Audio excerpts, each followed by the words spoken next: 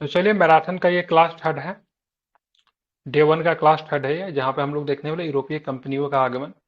और जो क्वेश्चंस जो आपके सामने देखेंगे बाइलिंगुअल होंगे, तो हिंदी इंग्लिश वालों की जो समस्या जो होती है इस क्लास में बिल्कुल भी नहीं होने वाली है। ठीक है। तो चलिए, पहला क्वेश्चन जो रहा आपके सामने ये है।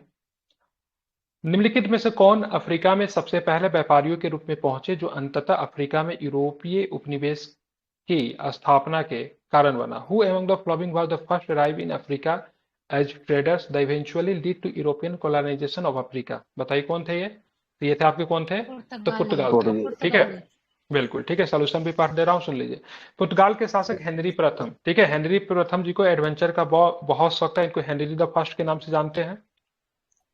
इन्होंने ही मुख्यतः जो समुद्री यात्रा जो था इसकी करवाने के लिए प्रोत्साहित जो था अपने नाविकों को हेनरी द फर्स्ट ने ही किया था। ठीक है, तो नाम काफी महत्वपूर्ण है। पुर्तगाल के शासक थे हेनरी प्रथम। समुद्री यात्राओं एवं भौगोलिक खोजों को प्रोत्साहित किया जा रहा था। इसी के परिणाम स्वरूप पुर्तगालियों का यूरोप के बाहर प्रसार हुआ। पुर्तगाली प्रथम यूरोपीय थे जो भारत एवं अफ्रीका में व्यापारिक रूप में प्रथम बार आए, जिनके कारण इन क्षेत्रों में आगे उपनिवेश स्थापित हो सका। वास्को डिगामा गुजराती पथ प्रदर्शक अहमद इब्न मजिद, ठीक है, जिसको अब्दुल मजिद के नाम से भी हम लोग जानते हैं, उसकी सहायता से मतलब क्या होता है, 17 मई 1498 को भारत के पश्चिमी तट पे कालीकट के बंदरगाह पे पहुंचा। ठीक है, तो यहाँ पे वास्को डिगामा को सहायता किसने की थी? पथ प्रदर्शक के रूप में किसने काम किया था? मजिद साहब ने। ठीक अब्दुल है, ये मजीद। गुजराती व्यापारी थे, बिल्कुल। अब्दुल मजीद। तो कालीकट के तत्कालीन शासक कौन था डेट टाइम की बात करेंगे? जमोरिन। जमोरिन उसका नाम नहीं था, उसका नाम कुछ और था। जमोरिन उपाधि है, क्या है? जमोरिन उपाधि है, उसका नाम नहीं था। ठीक है, उसका नाम समुद्री कुछ नाम और था। रहा होगा। हाँ बिल्कुल, समुद्री ठीक था। है। हाँ हाँ बिल्कुल, हाँ सही है। उसका पैतृक उपाधि जो थी जमोरिन थी। ठीक है, ने वास्को डिगामा का स्वागत किया। वास्को डिगामा के आगमन से पुर्तगाल एवं भारत के मध्य, माइक बंद कर लीजिए, व्यापार के मध्य मतलब क्षेत्र में नए अध्याय का आरंभ हुआ। ठीक है, माइक बंद कर लीजिए, बोलता हूँ बार बार, नहीं तो फिर मुझे बंद करना पड़ता, बुरा लगता है मुझे। ठीक है, ध्यान में रखना है। तो इसी के साथ भारत और पुर्तगाल के बीच में क्या हुआ? तो मध्य व्यापार के क्षेत्र के रूप में मतलब क्या, एक नया अध्याय का प्रारंभ हुआ। काली मिर्च के व्यापार से वास्को डी गामा को कितना गुना प्रॉफिट मिला था? तो 60 टाइम्स उनको प्रॉफिट मिला था। ठीक है, काली मिर्च के व्यापार से। पुर्तगालियों ने सर्वप्रथम 1503 ईस्वी में कहां पे अपना व्यापारिक दुर्ग स्थापित किया? तो कोच्चि में किया था। कहां पे किया था? कोच्चि में किया था। तो पहला दुर्ग जो था उसका कोच्चि में था 1503 में, और दूसरा की बात करेंगे तो कन्नूर में था। ठीक है, दूसरा कहां पे था? कन्नूर में था। तो 1503 में 1503 की बात करेंगे कोच्चिन में, और दूसरा की बात करेंगे कहां पे था? तो कन्नूर में था। उस शासक का नाम बताइए जिसने वास्को डी गामा का कालीकट में स्वागत किया, तो बता ही दोगे आप, क्या नाम था उसका? तो जमोरिन वाज द किंग। किस यूरोपीय समुदाय ने भारत के साथ प्रथम व्यापारिक संबंध स्थापित किए? तो बता ही दोगे, क्या हो जाएंगे? पुर्तगीज। कौन हो जाएंगे? तो ध्यान में रखना है, पुर्तगाली। ठीक है, इसको भूलेंगे नहीं। ठीक है, पुर्तगालियों की प्रथम फैक्ट्री भारत में कहां पे स्थापित की गई? कहां पे स्थापित की गई? तो कहां पे स्थापित की गई? कोचिन। कोचीन में स्थापित की गई थी। कब स्थापित की गई थी? 1503 कोचीन में। 1503। तो 1503 में स्थापित की गई थी। ये 65 बीपीएससी में प्रश्न को पूछा है। ठीक है, भारत में पुर्तगालियों ने सर्वप्रथम अपना दुर्ग कहां पे निर्मित किया? तो क्या बताएंगे, कहां पे इनका दुर्ग सबसे पहले निर्मित किया गया था? तो ध्यान में रखना है, कोचीन में। ठीक है, कोचीन की बात करेंगे तो 1503 में इनका दुर्ग स्थापित किया गया था। ठीक है, who was the first viceroy Portuguese colony in India, मतलब पुर्तगाली की बात करेंगे। पुर्तगाली उपनिवेश का प्रथम वायसराय भारत में कौन था? तो क्या बताएंगे? अल्मीडा। ठीक है, कौन थे? अल्मीडा जो था। और अल्मीडा कब आया? ठीक है, कब आया अल्मीडा? तो 1505 में आया था। ठीक है, बिल्कुल। जब ये आया था, जब अल्मीडा जब आया था, इसने देखा से भाई साहब हिंद महासागर को कंट्रोल करना बहुत जरूरी है। अगर हिंद महासागर पे कंट्रोल किया जाए तो भारतीय उपमहाद्वीप पे भी कंट्रोल किया जा सकता है। तो इसने हिंद महासागर को, ठीक है, इंडियन ओशन को कंट्रोल करने के लिए एक पॉलिसी शुरू की, जिसको कौन सा पॉलिसी कहते हैं? तो ब्लू वाटर पॉलिसी के नाम से जानते हैं। कौन सा? ब्लू वाटर पॉलिसी को किसने शुरू किया था? अल्मीडा ने शुरू किया था। ठीक है, 1505 में 1505 में भारत का मतलब वायसराय बनकर आया था। ठीक है, निम्न में से कौन? नीला जल योजना, जिसको ब्लू वाटर पॉलिसी किसने शुरू किया था? तो क्या बताएंगे? अल्मीडा ने शुरू किया था। किसने किया था? अल्मीडा ने शुरू किया था। ठीक है, बंगाल की खाड़ी में समुद्री डकैती हेतु हुगली का प्रयोग कौन करता था? तो क्या बताएंगे? तो पुर्तगीज करते थे। कौन करते थे? तो पुर्तगीज करते थे, बिल्कुल। पुर्तगीज जो थे इसको डकैती के रूप में प्रयोग करते थे। ठीक है, और यहाँ पे शाहजहां ने क्या किया था? इसको बंदी बना लिया था बहुत सारे पुर्तगाली अधिकारी को। ठीक है, तो पुर्तगाली बंगाल की खाड़ी में समुद्री डकैती हेतु हुगली का उपयोग करते थे। यहाँ पे उन्होंने मुगल बादशाह अकबर की अनुमति से कारखाने की भी स्थापना की थी। जो पुर्तगालियों का प्रमुख व्यापारिक केंद्र माना जाता था। मुगल बादशाह शाहजहां ने 1632 में, तारीख काफी इंपॉर्टेंट है, 1632 ईस्वी में पुर्तगाली व्यापारिक केंद्र हुगली को पूरी तरह से नष्ट कर दिया और 1,000 से अधिक पुर्तगालियों को बंदी बना लिया। तो ये 1632 में एक बहुत बड़ी सेना गई थी, आई थिंक 30-40 हजार की सेना गई थी, ठीक है। उस सेना के नेतृत्व करने वाले, ठीक है, मुगल अधिकारी का नाम क्या था, सेनापति का नाम क्या था, एनीबॉडी? सास साद इसका इसका मामा था, शाइस्ता खान था क्या? साइज खान ही रहा होगा, एम आई नॉट रॉन्ग? तो आई थिंक शाइस्ता खान था, इसका मामा था, एक बार चेक कर लीजिएगा, ठीक है। तो 30-40 हजार की एक बड़ी सी सेना गई थी, बहुत सारे पुर्तगाली सैनिकों को या फिर पुर्तगाली अधिकारियों को बंदी बना लिया गया था, ठीक है, 1632 में। मामू ही था। हाँ, इसका मामा ही मामू ही था, था। पता है, मुमताज महल का भाई था वो, शाइस्ता खान। बंगाल के निम्नलिखित फैक्ट्रियों में से एक पुर्तगाली द्वारा स्थापित की गई थी, कौन सी फैक्ट्री थी? तो हुगली की फैक्ट्री थी, ठीक है। और हुगली की फैक्ट्री को स्थापित करने के लिए पुर्तगालियों को परमिट किसने दिया था, किसने परमिशन दिया था? अकबर अकबर ने दिया था, ठीक है। किसने दिया था? अकबर ने दिया था, ठीक है। Who are the actual founder of Portuguese power in India, ठीक है। भारत में पुर्तगाली शक्ति का वास्तविक संस्थापक कौन था, तो क्या बताएंगे? तो अल्बुकर्क को कहते हैं, ठीक है, बिल्कुल। अल्बुकर्क अल्बुकर्क कब आया था? तो 1509 में आया था। कब आया था? गवर्नर बन के, वायसराय बन के कब आया था? 1505 में। अल्मीडा कब आया था? तो 1505 में अल्मीडा आया था, ठीक है। तो 1509 में ध्यान में रखना है, यहाँ पे गवर्नर बनकर आया और इसने 1510 में गोवा को यूसुफ आदिल शाह से गोवा को छीन लिया, ठीक है। तो 1510 में इसने गोवा को छीना, ठीक 20 वर्षों के बाद 1530 में गोवा को इसने क्या किया? राजधानी बना दिया, ठीक है। तो 1510 में इसने क्या किया? गोवा को छीना और गोवा को राजधानी 1530 में बना। तो कुछ अगर बात करेंगे, पुर्तगीज का पहला राजधानी कोच्चि हुआ करता था, ठीक है। तो टिल द 1530 तक कोच्चि ही था, लेकिन कोच्चि से राजधानी कहाँ लेकर आता है? ये कहाँ लेकर आता है? ठीक है, तो गोवा लेकर आता है, ठीक है। कहाँ पे लेकर आता है? तो गोवा लेकर आता है, ध्यान में इसको रखना है, गोवा लेकर आता है, ठीक है, 1530 में। पुर्तगालियों द्वारा अंग्रेजों को बंबई सौंपे जाने का अवसर क्या था? वही विवाह वाली, किसकी विवाह हुई थी?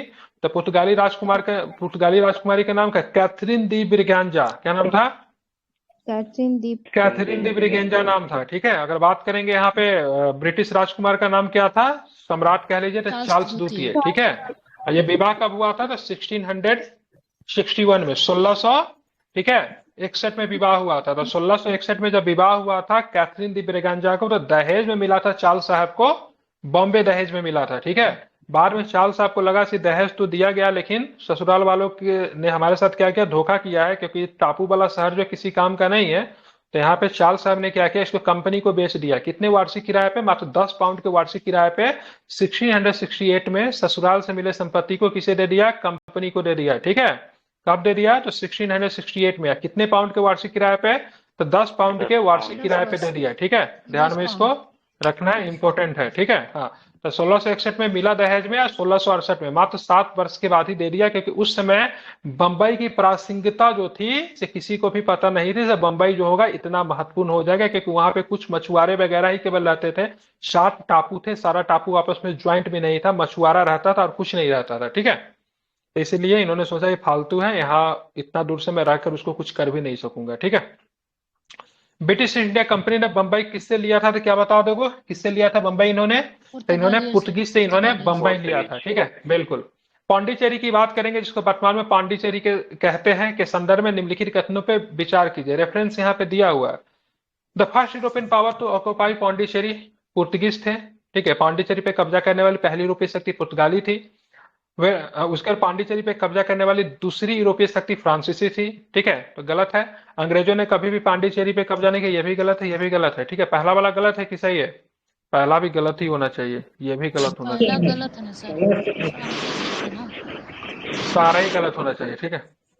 देखिए 1673 में फ्रांसीसी कंपनी ने के निदेशक जो था, इसका नाम था फ्रेंकुइस मार्टिन। इसने मतलब पांडिचेरी की स्थापना किया था। पांडिचेरी पे शासन स्थापित करने वाला पहली शक्ति फ्रांसीसी थे, ठीक है। अंगल फ्रांस कर्नाटक के तृतीय युद्ध के दौरान अंग्रेजों ने 1761 में पांडिचेरी पे कब्जा कर लिया था, किंतु युद्ध समाप्त होते उसे फ्रांस को लौटा दिया था। तो यहाँ पे ध्यान रखेगा, पांडिचेरी पर अंग्रेजों का भी कब्जा था और ये दूसरा शक्ति नहीं था, फ्रांसीसी पहले शक्ति थे, ठीक है। तो दोनों के दोनों स्टेटमेंट क्या है? आपके गलत दिए हुए, ठीक है। तो इसको जरा सुधारना था, जो कि कोई भी ऐसा ऑप्शन नहीं है। सेकंड डच है ना सर? डच होगा, हाँ बिल्कुल, ठीक है। तो यहाँ पे ये गलत दिए हुआ है, ठीक है। इसको जरा आप लोग सुधार लेंगे, क्योंकि द्वितीय फ्रांसीसी युद्ध जब हुआ था, सॉरी सेकेंड कर्नाटिक वार जो हुआ था, उसमें ब्रिटिश ने भी मतलब क्या किया था, पौंडीचेरी पे कब्जा कर लिया था, लेकिन युद्ध के संधि के दौरान क्या था, एक दूसरे के जीते हुए प्रदेश को लौटाना था, तो पौंडीचेरी को फिर से मतलब फ्रांसीसी को लौटा दिया गया था। भारत में मुद्रणालय लाने वाले निम्नलिखित में प्रथम कौन थे? Who were the first bring to printing press in India? तो कौन थे? तो पुर्तगीज थे, ठीक है। तो पुर्तगीज पुर्तगाली। भारत में सबसे पहले प्रिंटिंग प्रेस लेकर आए। भारत में मुद्रणालय लाने वाले सर्वप्रथम पुर्तगाली थे। उन्होंने 1556 ईस्वी में गोवा में प्रथम मुद्रणालय स्थापित किया। प्रारंभ में ये केवल बाइबल धर्म ग्रंथ की प्रतियां ही छापते थे, मतलब बाइबल को छापा जाता था शुरू में। भारत का पहला समाचार पत्र की बात करें, बंगाल गजट था। बंगाल गजट बंगाल से कब प्रकाशन होना शुरू हुआ? तो 1780 में। पुर्तगाली ने प्रिंटिंग प्रेस के अलावा भी हमें बहुत कुछ दिया, जैसे उन्होंने हमें दिया तंबाकू भी दिया, मिर्च भी दिया, अनानास भी दिया, पपीता भी दिया, ठीक है। एक अल्फांसो आम पुर्तगाली के समय से काफी अधिक प्रचलित था, ठीक है। निम्नलिखित में से कौन सी एक फसल भारत में पुर्तगालियों के द्वारा लाई गई थी? ठीक है, तो क्या बताएंगे? मिर्च को किसने लाए थे? तो मिर्च। पुर्तगाली ने ही मिर्च को भारत में पुर्तगाली। लेकर आया था, ये भी आपको ध्यान में रखना है। अब यहाँ पे ध्यान में रखना एक प्रश्न है, ठीक है। Which among the following statement are correct with regard to Portuguese in India? ठीक है, भारत में पुर्तगालियों के संबंध में निम्नलिखित कथनों में से कौन सा सही है? तो 16वीं शताब्दी में पूर्वी व्यापार पर उनका एक अधिकार था, ठीक है। ये भारत में उनका बंबई पर स्वामित्व था, ठीक है। उनके पास कोच्चि, दीव और दमन में व्यापारिक बस्तियां थी। मुगलों ने उन्हें किसी भी प्रकार की व्यापारिक छूट से वंचित किया, तो चौथा नंबर की बात करेंगे, पूरी तरीके से गलत है। मुगलों ने उनको व्यापारिक छूट दे रखा था, लेकिन पुर्तगाली जो थे ना, थोड़ा सा क्या बोलते थे, मनमौजी टाइप के थे, ठीक है, अपने मन से करते थे, इसलिए इनका मुगलों के साथ इनका मतभेद हो गया था, ठीक है। बाकी ऊपर के सारे कथन की बात करेंगे, सही है। पूर्वी व्यापार पर उनका पूरी तरीके से एकाधिकार था, कोई दिक्कत नहीं है। बंबई पर शुरू में तो उनका एकाधिकार था, लेकिन अपना बेटी का विवाह करने के चक्कर में दामाद साहब को बंबई दे देते हैं। अब कोच्चि, दीवा, दमन में व्यापारिक बस्तियां तो उनकी थी ही, ठीक है।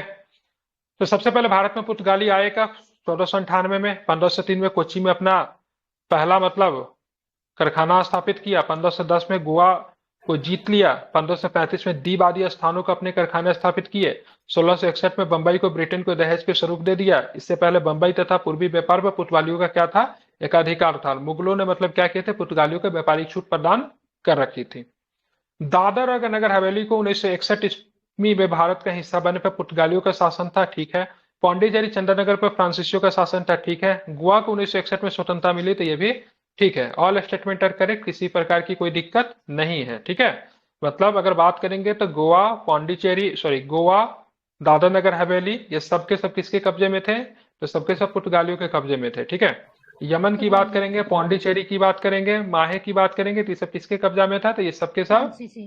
ठीक है, फ्रांसीसी। फ्रांसीसियों के कब्जे में था, ठीक है। तो फ्रांसीसी कब्जा वाला जो भूमि जो था 1954 में आजाद हो गया था, ठीक है। और जो पुर्तगालियों कब्जा वाला जो भूमि जो था 1961 में आजाद होने में समय लग गया, ठीक है। ये तो मतलब बहुत ही मतलब हैंडली, मतलब आसानी से हमें दे दिए, सत्ता का हस्तांतरण कर दिए, इनके साथ किसी प्रकार की संघर्ष नहीं करने पड़ी। हालांकि इनके लेने के लिए हमें पुलिस कार्रवाई इनके यहाँ करनी पड़ी थी, ठीक है। तो ध्यान में रखना है। और आगे चल के आप देखोगे तो, चलिए इसको पढ़ा ही देता हूँ, बता ही दे रहा हूँ, सुन लीजिए, कभी आ जाते प्रश्न। गोवा, दमन एवं दीव तथा दादर नगर हवेली पर पुर्तगालियों का शासन भारत की स्वतंत्रता पश्चात 1961 तक बना था। इन क्षेत्रों पर पुर्तगालियों से मुक्त कराने हेतु भारत को स्वतंत्रता संघर्ष जारी करना पड़ा। अंततः 19 दिसंबर 1961 को गोवा, दमन दीव, दादर नगर हवेली पर पुर्तगालियों से मुक्त करा लिया गया, ठीक है। गोवा, दमन दीव, दादर नगर हवेली को केंद्र शासित राज्य बना दिया गया। 30 मई 1947 को गोवा को क्या दिया गया? 30 मई 1987 को गोवा को कंप्लीट स्टेट मतलब पूर्ण राज्य का दर्जा दिया गया, ठीक है। और 26 जनवरी 2020, ठीक है, 26 जनवरी 2020 को दमन दीव एवं दादर हवेली को विलय करके एक मतलब संघ राज्य क्षेत्र बना दिया गया, ठीक है। अब इनकी राजधानी कहाँ है? तो इनकी राजधानी वर्तमान स्वरूप में कहाँ है? दमन है, ठीक है। पौंडीचेरी तथा चंद्रनगर पर फ्रांसीसियों का शासन था। जून 1949 में फ्रांसीसियों ने चंद्रनगर का शासन भारत सरकार को सौंप दिया था। अक्टूबर 1954 में पश्चिम बंगाल राज्य के साथ विलय कर दिया गया, ठीक है। नवंबर 1954 में फ्रांसीसियों और भारत सरकार के साथ एक संधि वार्ता के बाद पौंडीचेरी को स्वतंत्र भारत के साथ मतलब क्या किया गया था? तो एकीकृत कर दिया गया था, ठीक है। तो ये भी आप ध्यान में रखोगे। अब आते हैं, बताना है आपको, 15 अगस्त 1947 के पश्चात भी औपनिवेशिक शक्ति के विरुद्ध स्वाधीनता संघर्ष जारी करना पड़ा था। लेकिन किनके साथ था? आफ्टर 15 अगस्त 1947 India had to continue struggle for freedom against with colonial power. तो किनके साथ था? पुर्तगीज के साथ था। पुर्तगीज से गोवा को पूरी तरीके से मुक्ति कब मिली? तो 1961 में। ठीक है, ध्यान में इसको रखना है। Which part of India remained under Portuguese control even the August 15, 1947? मतलब 15 अगस्त 1940 के बाद भारत का कौन सा भाग पुर्तगाल के अधीन बना रहा? तो गोवा। ठीक है, बताना है से स्वतंत्रता के पूर्व उपनिवेश जो पुर्तगाली आधिपत्य और नियंत्रण में रहे थे कौन थे? तो पुर्तगाली के अधीन को दादर नगर हवेली था। ठीक है, दमन और दीव था। ठीक है, तो ध्यान रखें 1 and 4 इज द आंसर। ठीक है, ध्यान रखें 1 and 4 इज द आंसर, इसका सही है। भारत के साथ व्यापार के लिए सर्वप्रथम संयुक्त पूंजी कंपनी, जिसको बोलते हैं ज्वाइंट स्टॉक कंपनी, किन लोगों ने प्रारंभ की थी? ये बहुत इंपॉर्टेंट क्वेश्चन है, कई बार रिपीट किया गया है। ठीक है, तो ज्वाइंट स्टॉक कंपनी की बात करेंगे। जैसा अब जैसे ये कंपनी बिल्कुल ना अभी के जैसे कंपनी में था। अभी जो कंपनियां क्या होती है? ज्वाइंट स्टॉक कंपनियां है। ठीक है, अगर किसी कंपनी का शेयर आप 50% आप खरीद लीजिए तो आप बिना कंपनी को खड़ा किए हुए आप भी उसके मालिक बन जाओगे, नहीं बन जाओगे? तो क्या होता है, अभी की जो कंपनी है उसमें सबका शेयर है। अगर मान लीजिए 10 रुपया भी आपने कंपनी में लगा दिया तो आप भी 10 रुपया के मालिक हो उस कंपनी में। अगर कंपनी को प्रॉफिट हो रहा है तो यू आर प्रॉफिटेबल ऑल्सो। ठीक है, तो उसी तरीके की जो कंपनियां जो थी, डच कंपनी जो थी, माइक बंद कीजिए, तो उस समय ज्वाइंट स्टॉक कंपनी थी। ठीक है, तो मार्च 1602, ठीक है, मार्च 1602 1602 में भारत में व्यापार करने के लिए सर्वप्रथम डच को हम लोग हॉलैंड बोलते थे, नीदरलैंड भी बोला जाता है। तो नीदरलैंड भी है, हॉलैंड भी है, डच भी बोलते हैं। संसद के द्वारा पारित एक प्रस्ताव से एक संयुक्त डच ईस्ट इंडिया कंपनी की स्थापना की गई। इस कंपनी को डच संसद द्वारा 21 वर्षों के लिए भारत और पूर्व के देशों के साथ व्यापार करने, आक्रमण एवं विजय करने के समय अधिकार प्राप्त हुए थे। डच कंपनी को 21 वर्षों का एकाधिकार दिया गया था। ब्रिटिश कंपनी को कितने वर्षों का एकाधिकार दिया गया था शुरुआती समय में? 15 वर्ष। 15 वर्षों के लिए। ठीक है, ब्रिटिश कंपनियां 15 वर्ष और ये डच कंपनी को 21 वर्ष। ठीक है, डच ईस्ट इंडिया कंपनी का नाम क्या था? बेरिंगडे ओस्ट इंडिया कंपनी रखा गया था। ठीक है, Danish Denmark east India company 1616 में स्थापित हुआ था। डेनिश वाला 1616 में, डच वाला 1602 में, ठीक है, ब्रिटिश वाला 1600 ईस्वी में। ये सब आपको ध्यान में रखना है। ठीक है, तो ये पहला अगर बात करेंगे ज्वाइंट स्टॉक कंपनी कौन थी? तो डच थी। ठीक है, क्या थी? तो डच आपको ध्यान में रखना, भूलेंगे नहीं। डच ईस्ट इंडिया कंपनी ने किस वर्ष अपनी फैक्ट्री पटना में स्थापित की थी? कब की थी? तो 1632 में। ठीक है, ध्यान कब की थी? तो 1602 में, बिल्कुल। कहाँ पे थी तो वो भी जरा हम लोग बात कर लेते हैं। 65 बीपीएससी में प्रश्न पूछा गया है। ठीक है, हाँ, तो यहाँ पे ध्यान में रखना कुछ प्रश्न है, इसको जरा ध्यान में रखिएगा। डचों का फैक्ट्री कहाँ कहाँ पे थी पूछ देगा, बोलेगा इन किन स्थानों पे डचों की फैक्ट्रियां नहीं थी। तो 1602 में बेरिंगडे ओस्ट इंडिया कंपनी, जिसको डच ईस्ट इंडिया कंपनी व्यापार के उद्देश्य से भारत आई। 1627 में तक उसने कई क्षेत्रों में, ठीक है, अंग्रेजों को पराजित किया। डचों ने बंगाल में अपनी पहली फैक्ट्री 1627 में पिपली में स्थापित की थी। तो बंगाल में जो इनकी फैक्ट्री थी उसका नाम क्या था? याद करते चलिए, पिपली। पूछा जाता है इस चैप्टर से 100 प्रश्न, एक क्वेश्चन रहेगा, आंख बंद करके चलिए, एक क्वेश्चन फिक्स है इस चैप्टर से। ठीक है, तो पिपली में इन्होंने पहली अपनी फैक्ट्री स्थापित की। ठीक है, पटना में कब किया? तो 1632 में किया। ठीक है, 1653 में कहां पे? चिंसुरा में व्यापारिक कंपनी स्थापित किया और चिंसुरा में इसने फोर्ट का निर्माण किया था। इससे भी प्रश्न पूछा हुआ है, तो गुस्ताव फोर्ट का निर्माण किस कॉलोनियल शक्ति ने किया था या फिर किस व्यापारिक कंपनी ने किया था? तो किसने किया? डचों ने किया था। किसने किया था गुस्ताव फोर्ट का निर्माण? डचों ने किया था। ठीक है, डचों ने सूरत में, भरूच में, कैम्बे में, अहमदाबाद में, मसूलीपट्टनम में, चिंसुरा में, पटना में, आगरा में, आगरा से प्रश्न आ चुका है, नागपट्टनम में, कोच्चि में व्यापारिक केंद्र खोला था। डच मुख्यतः क्या चीज का ट्रेड करते थे? तो डच मुख्यतः सूती वस्त्र, सोरा, रेशम, अफीम का व्यापार करते थे। सोरा के व्यापार के लिए पटना जो था काफी अधिक, बिहार जो था काफी महत्वपूर्ण क्षेत्र था। ठीक है, अब आते बंगाल में निम्न से कौन सा कारखाना डचों ने स्थापित किया था? अभी जस्ट मैंने बात की बंगाल में कौन था, तो ध्यान रखिएगा चिंसुरा। ठीक है, ध्यान रखना चिंसुरा जो था बंगाल में था। ठीक है, हालांकि बंगाल में जो था ना इनका पिपली भी था। ठीक है, कहाँ था? पिपली भी था, लेकिन ऑप्शन में पिपली नहीं है तो आप चिंसुरा के साथ जाओगे, क्योंकि पहली फैक्ट्री जो थी पिपली स्थापित की गई थी, चिंसुरा बाद में था। चिंसुरा के जो पोर्ट जो था उसको किस पोर्ट के नाम से जानते थे?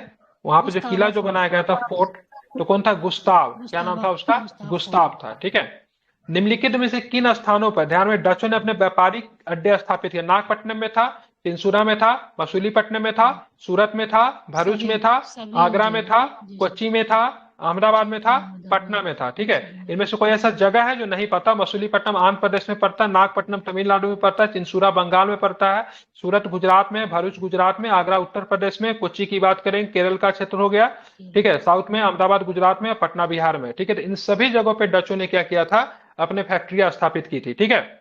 डच लोगों द्वारा भारत में व्यापार के लिए किन किन बंदरगाहों का उपयोग किया गया, ठीक है। तो पुलिकट का यूज करते थे, नागपट्टनम का यूज करते थे, मसूलीपट्टनम का यूज करते थे। तो सारे ही बंदरगाह का ये लोग क्या करते थे? यूज करते थे, ठीक है। ध्यान में रखना है, ठीक है। बाकी ये सब है, आप लोग इसको पढ़ लीजिएगा, ठीक है, जरूरत नहीं उतना। चलिए अब हम लोग देखते हैं यहाँ पे कुछ और भी प्रश्न। बेदरा के युद्ध में अंग्रेजों ने किसकी शक्ति को कुचल दिया? पूरी तरीके से बेदरा के युद्ध में कौन सी शक्ति चली गई? ठीक है, हाँ बिल्कुल। तो बेदरा का युद्ध होता है 1759 में। कब होता है? 1759 में बेदरा का युद्ध होता है, बैटल ऑफ बेदरा होता है। और इस युद्ध में मतलब डच शक्ति जो है पूरी तरीके से मतलब क्या होती है? धाराशाही हो जाती है, ठीक है। तो 1759 में अंग्रेजों को एक सफलता मिली है। ठीक एक साल के बाद, ठीक है, 1760 में फ्रांसीसी शक्ति को भी इन्होंने पराजित कर दिया। उससे पहले आप देखोगे तो 1757 में, ठीक है, इन्हें भारत के शासकों को पराजित किया, 57, 59, 60, और ठीक है लास्ट में आप देखोगे तो 1764, ठीक है। ये जो वर्ष जो था ना, 10 वर्षों का जो समय था, ये 10 वर्ष ना ब्रिटिश के लिए सोने पे सुहागा जैसा काम किया, ठीक है। इन वर्षों में इसने क्या किया? संपूर्ण भारत में इन्होंने अपनी सत्ता स्थापित कर दी पूरे तरीके से, ठीक है।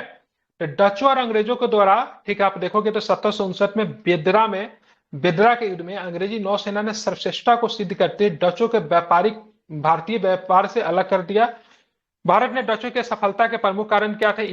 इसका सरकार सीधे नियंत्रण में होना, मतलब सरकारी कंपनी थी डच। कंपनी के भ्रष्ट एवं अयोग्य पदाधिकारी और कर्मचारी। भारत में डचों के आगमन के परिणाम स्वरूप यहाँ पे सूती वस्त्र निर्यात की सर्वोच्च स्थिति में पहुंच गया था, ठीक है। डचों ने पुर्तगालियों को पराजित करके आधुनिक कोच्चि में 1663 में, ठीक है, फोर्ट विलियम का भी निर्माण किया था। तो फोर्ट विलियम केवल कोलकाता वाला ही नहीं है, अगर कोच्चि वाला फोर्ट विलियम अगर पूछेगा तो उसका निर्माण डचों ने किया था। कोच्चि वाला फोर्ट विलियम का निर्माण किसने किया था?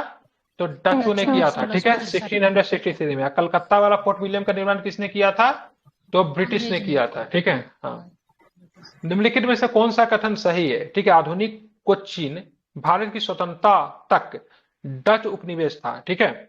डचों ने पुर्तगालियों को पराजित किया और आधुनिक कोच्चि में उन्होंने फोर्ट विलियम का निर्माण किया। ये तो ठीक है, ठीक है, यही ठीक है। और दूसरा कोई तो नहीं, ये कोच्चि तो डच उपनिवेश तो था लेकिन आधुनिक भारत तक तो नहीं था, ठीक है।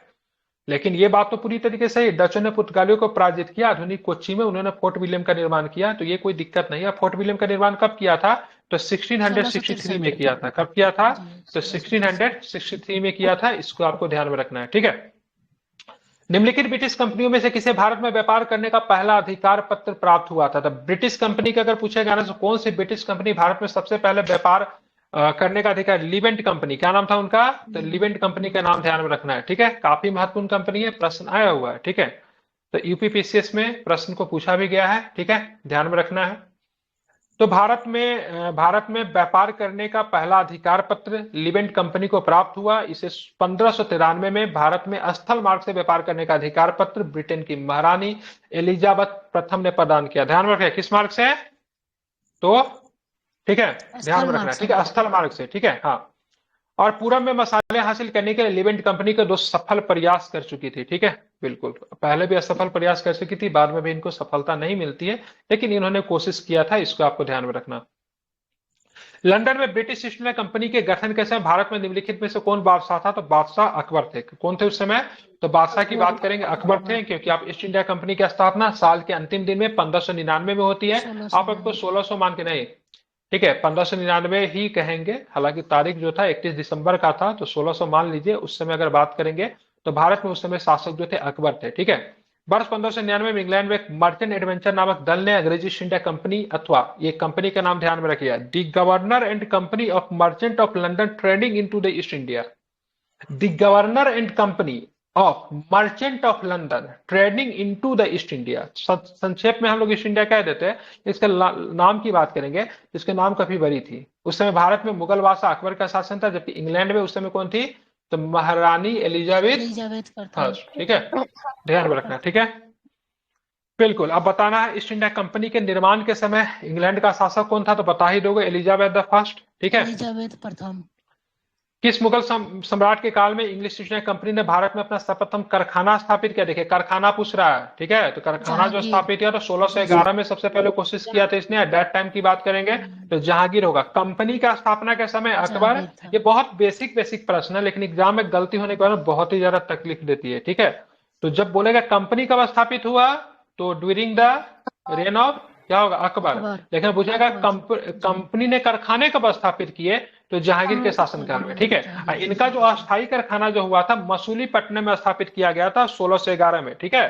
तो क्योंकि इस समय 1611 में इनको यहाँ पे कारखाना स्थापित करने की इसलिए अनुमति नहीं दी गई अस्थायी कारखाना, क्योंकि यहाँ पे जो उस समय जो मुगल शासक जो थे उनका ट्रेड पुर्तगालियों के साथ ठीक ठाक चल रहा था, तो बहुत समय तक, ठीक है, जो ब्रिटिश जो थे वो तो मतलब जहांगीर से मिल ही नहीं पाए थे, ठीक है। हॉकिंस जब आया था 1608 में, उसको बहुत दिन तो दरबार में जाने ही नहीं दिया था, क्योंकि पुर्तगीज नहीं चाहते थे ब्रिटिश आके यहाँ पे ट्रेड करना शुरू करे।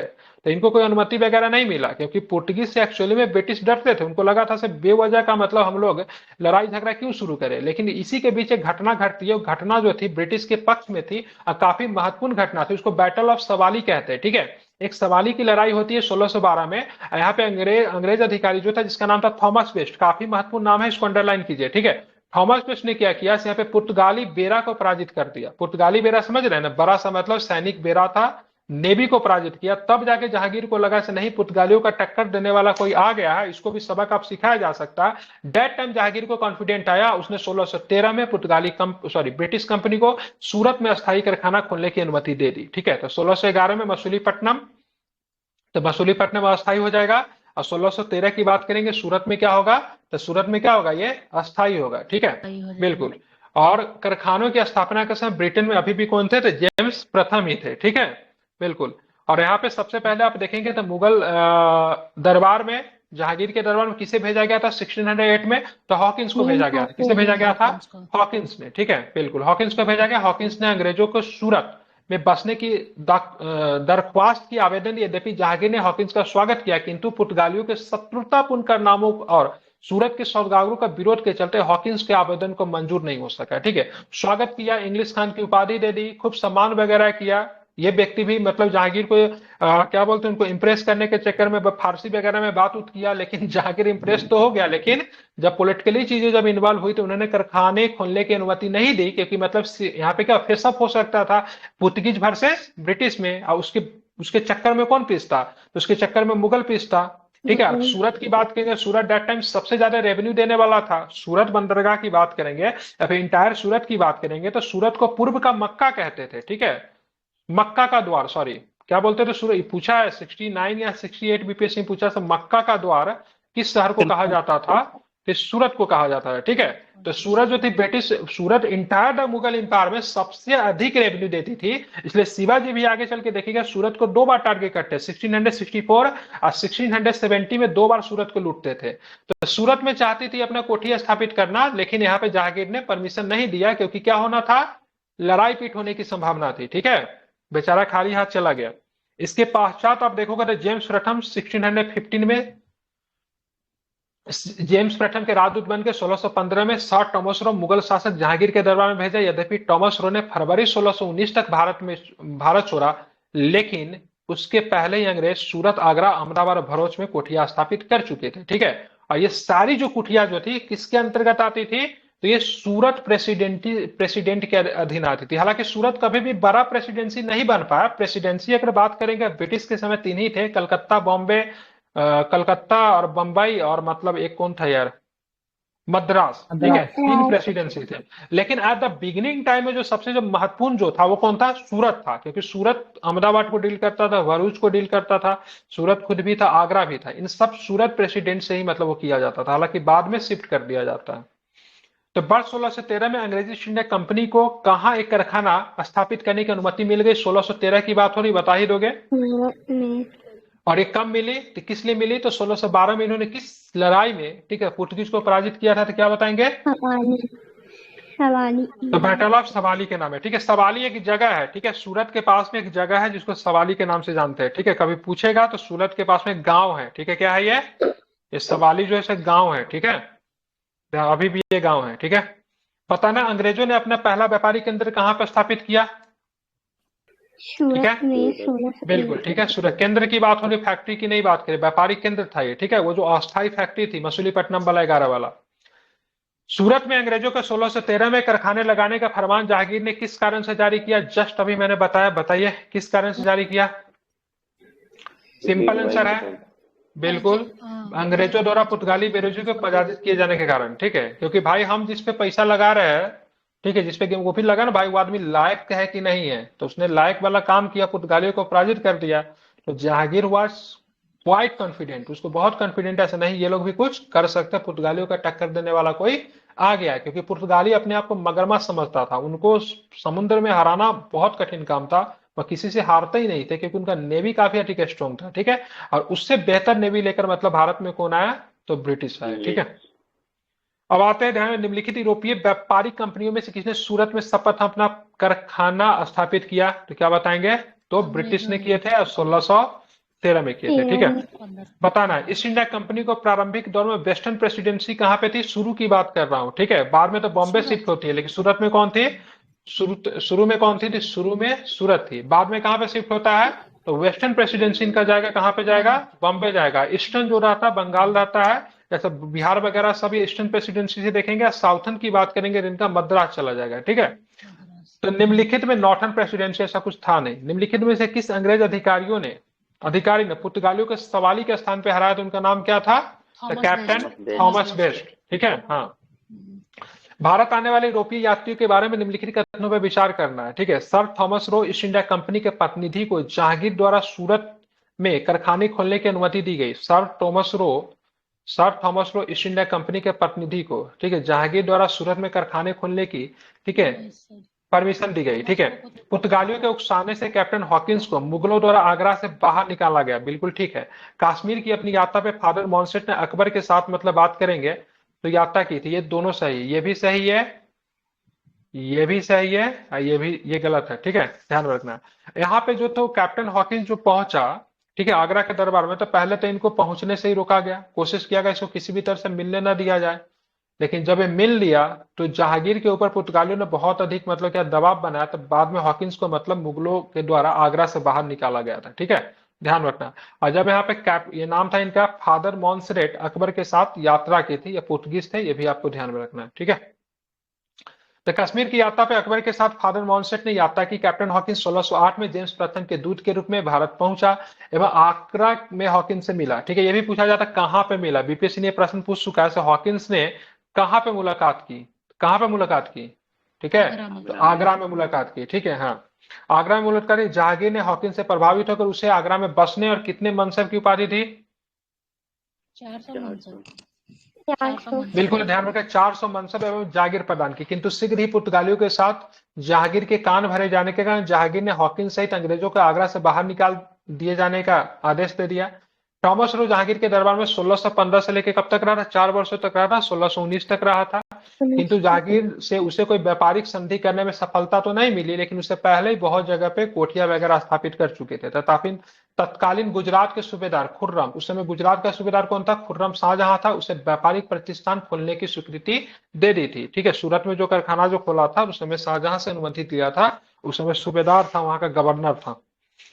भारत में ब्रिटिश उपनिवेशवाद के दौरान नए शहरों का प्रादुर्भाव हुआ। कलकत्ता जो अब कोलकाता उन प्रथम शहरों में से एक था। निम्नलिखित में से कौन से गांव से मिलके मिला था? तो 3 गांव थे ना, सूतानटी, कालीकटा और गोविंदपुर।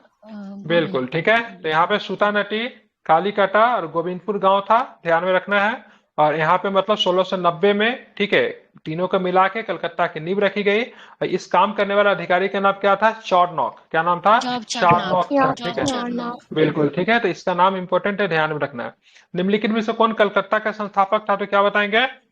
चार्नॉक था, ठीक है। ये बॉम्बे का है, ठीक है, ये जो है ना गेरोल्ड रांगियार, ठीक है, बॉम्बे का फाउंडर है ये, ठीक है, कहते हैं ऐसा।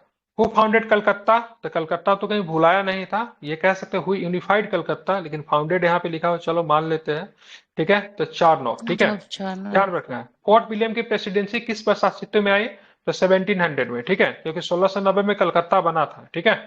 तो मुगलों से एक बार फिर पराजित होकर 1690 में ब्रिटिश कंपनी ने जॉब चार्नो के नेतृत्व में सूतानटी में एक फैक्ट्री स्थापित की और मुगलों से पहले जैसे अधिकार प्राप्त कर लिए। जमींदार शोभा सिंह के विद्रोह के कारण कंपनी ने 1696 में सूतानटी की किलेबंदी की और 1200 रुपए का भुगतान करके कंपनी से 3 गांव ले लिए। कंपनी ने 3 गांव, कौन कौन गांव थे?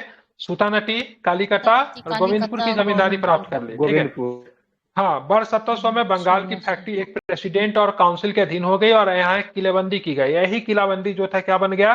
तो फोर्ट विलियम बन गया। ठीक है, बिल्कुल। और साथ में नगर जो था कलकत्ता कहलाने लगा। अतः स्पष्ट है कि फोर्ट विलियम के निकट दुर्ग का निर्माण ब्रिटिश ईस्ट इंडिया कंपनी ने करवाया था, न कि फ्रांसीसी ईस्ट इंडिया कंपनी ने। अतः विकल्प ए सही है। ठीक है, ध्यान में रखना है। अच्छा, आगे प्रश्न होगा पक्का फ्रांसीसी से रिलेटेड। फोर्ट विलियम कहाँ पे स्थित थे क्या बताओगे आप? ठीक है, कलकत्ता में स्थित है। ठीक है, बिल्कुल।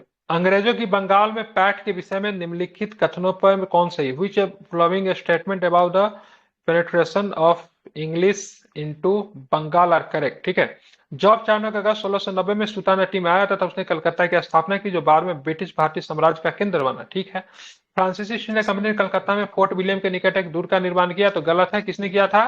तो ब्रिटिश ईस्ट इंडिया कंपनी ने किया था, न कि मतलब फ्रांसीसी ईस्ट इंडिया कंपनी। तो ऑप्शन नंबर ए करेक्ट। ठीक है, अब आते कर्नाटक युद्ध किनके किसके बीच में है? तो भाई साहब कर्नाटक युद्ध की बात करेंगे तो ध्यान में रखना है, तो ये युद्ध जो था अंग्रेजों एवं फ्रांसीसियों के बीच हुआ। ठीक है, ध्यान में रखना है, बिल्कुल।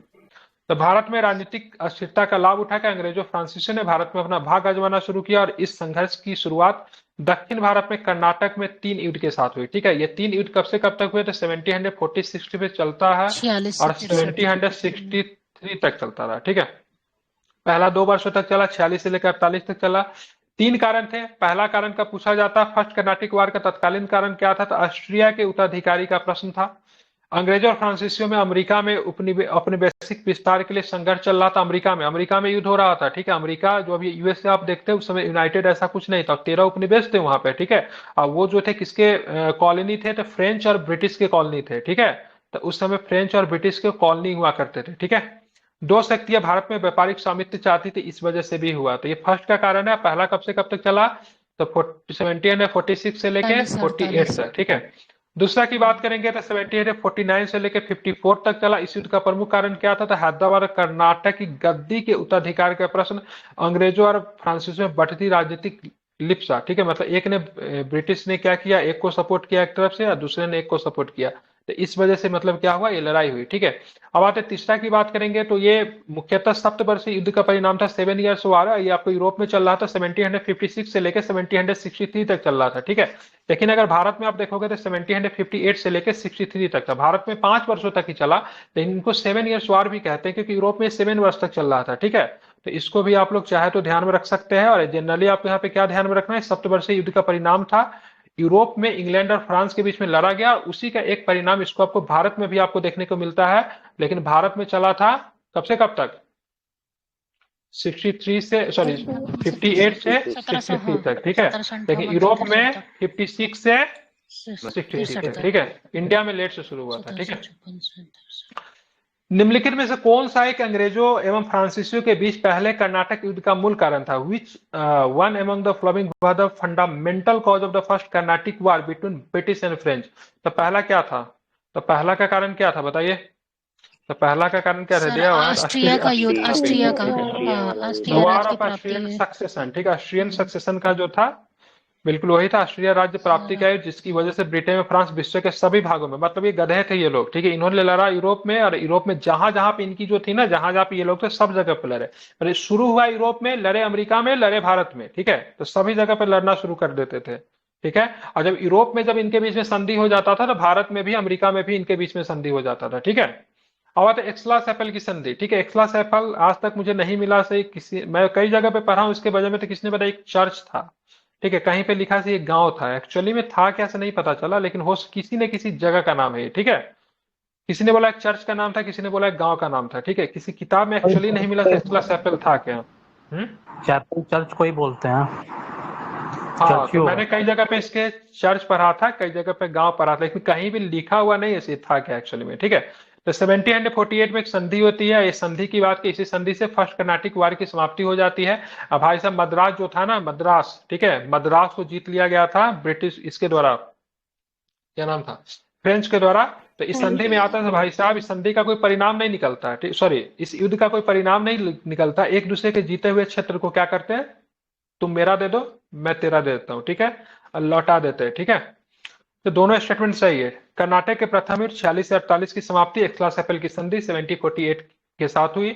इस संधि का परिणाम यह हो कि अंग्रेजों को मद्रास पुनः वापस लौटा दिया। फ्रांसीसियों ने उत्तरी अमेरिका में, ये बहुत इंपॉर्टेंट है, लुइबर्ग क्षेत्र को दे दिया गया था। लुइबर्ग पे मेनली ब्रिटिश का कंट्रोल था, ठीक है, ब्रिटिश का कंट्रोल था, लेकिन बाद में ये फ्रांसीसियों ने इसे जीत लिया था तो ब्रिटिश को दे देते, ठीक है। सॉरी, ब्रिटिश का कंट्रोल था, फ्रांसीसी को सॉरी फ्रांसीसियों का कंट्रोल था, लेकिन ब्रिटिश ने जीत लिया था तो फिर से दे दिया गया। तो अमेरिका में इन्होंने फ्रांसीसियों को लुइबर्ग लौटाया, अब भारत में फ्रांसीसियों ने ब्रिटिश को क्या लौटा दिया, तो मद्रास लौटा दिया। समझ रहे हैं, मतलब देख रहे हैं युद्ध भारत में हो रही है, कहीं पर एक संधि अंतरराष्ट्रीय स्तर पे हो रही है, मतलब दैट मीन्स किंग इन्वॉल्व है इसमें, ठीक है, दोनों इंपायर इन्वॉल्व है, ठीक है। तो डार्डवेल के अनुसार भारतीय इतिहास में महत्वपूर्ण घटना थी। उनके शब्दों में इससे समुद्री शक्ति के अत्यधिक प्रभाव का प्रदर्शन हुआ। भारतीय फौजों की युद्ध पद्धति पर यूरोपीय युद्ध पद्धति के महत्वपूर्ण होने का प्रदर्शन हुआ, ठीक है। मतलब जो भारतीय युद्ध पद्धति जो कमजोर था, वार टेक्निक की बात करेंगे, वो यहाँ पे मतलब क्या पूरी तरीके से जाहिर हो गया, ठीक है, लोगों के सामने आ गया, ठीक है। आप इसको ध्यान में रख सकते हो। कितने क्वेश्चन है, क्योंकि सेट भी करवाना है, खत्म हो जाएंगे ना।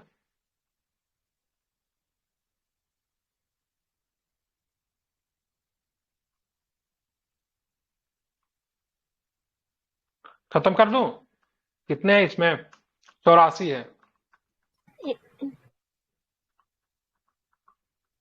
सर पहले इसको कंप्लीट कर लीजिए। हाँ कंप्लीट करवा देता हूँ, ठीक है, काफी हो गया थोड़ा। कंप्लीट करवा देता हूँ, नहीं कंप्लीट करवा देता हूँ, ठीक है। आधा से कम ही है ना, ठीक है। अब देखेंगे एक लड़ाई होती है 1760 में, एक लड़ाई होती है, इसको बोलते हैं बांडीवास की लड़ाई, ठीक है। तो बांडीवास की लड़ाई में आप देखोगे अंग्रेजों के द्वारा किसके खिलाफ लड़ा गया, तो क्या बताएंगे, फ्रेंच के द्वारा, ठीक है, फ्रांसीसियों का खिलाफ। बिल्कुल। ये 66 बीपीएससी में आपसे प्रश्न पूछा गया था। तो बांडीवास की लड़ाई जो था, युद्ध अंग्रेजों और फ्रांसीसियों के बीच 1760 में हुआ। इस युद्ध में फ्रांसीसी की हार हुई, ठीक है, लेकिन इसमें नेता का नाम अगर पूछ देगा तो बता सकते हो दोनों के लीडर के नाम क्या था, ब्रिटिश की तरफ से लीडर कौन नहीं था, सर, आयरकोट और लाली। आयरकुट एंड ध्यान में रखेंगे लाली था, ठीक है। लाली। आयरकुट जितना ही एक्सपीरियंस था, लाली उतना ही गधा था, ठीक है, मतलब ही वाज यंगेस्ट, बहुत कम एज था इसकी, ठीक है, इसके पास कोई एक्सपीरियंस नहीं है। लाली जो था मतलब फार बेटर कह सकते, मतलब इसकी एज भी बहुत है, सीनियर सिटीजन कह सकते थे, 70+ एज का व्यक्ति था और अपने जीवन में बहुत सारा युद्ध इसने लड़ रखी थी। नॉर्थ अमेरिका में लड़ा था, भारत में लड़ा था, फ्रांस में भी लड़ा था, ठीक है, बहुत जगह पे ये लड़ा था, तो काफी अधिक एक्सपीरियंस था। इसका फायदा पूरी तरीके से नहीं मिलता है। लाली बुरी तरीके से मतलब क्या होता है, पराजित होता है। इस युद्ध में डुप्ले की कमी खली थी, ठीक है, अगर डुप्ले होता तो चीजें कुछ और भी हो सकती थी। उस फ्रांसीसी सेनापति का नाम बताए जिसने 1760 के बांडीवास के युद्ध में पराजित हुआ, तो कौन नाम था उसका, तो लाली नाम था। क्या नाम था, लाली। निम्नांकित युद्धों में से किस एक ने भारत में फ्रेंच के भाग्य का निर्णय कर दिया, तो कौन सा युद्ध था, तो बैटल ऑफ बांडीवास। निम्नलिखित में से कौन सा युग्म सही सुमेलित है, तो बता ही सकते हो कौन सा सही सुमेलित है, बांडीवास की लड़ाई, फ्रांसीसी और के विरुद्ध ईस्ट इंडिया कंपनी, ठीक है, बिल्कुल।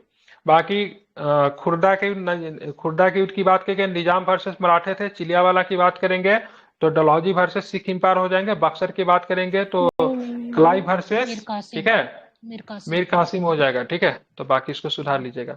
बांडीवास का युद्ध बता ही दोगे आप लोग, ठीक है, ब्रिटिश डिफीटेड फ्रेंच, ठीक है, मतलब ब्रिटिश ने फ्रेंच को हराया। आप चलते हैं आगे, देखेंगे आगे कौन सा प्रश्न है। तो बताना, पुर्तगालियों के विरुद्ध अंग्रेजों की सफलता निम्नलिखित में से कौन से कारण नहीं था, ठीक है।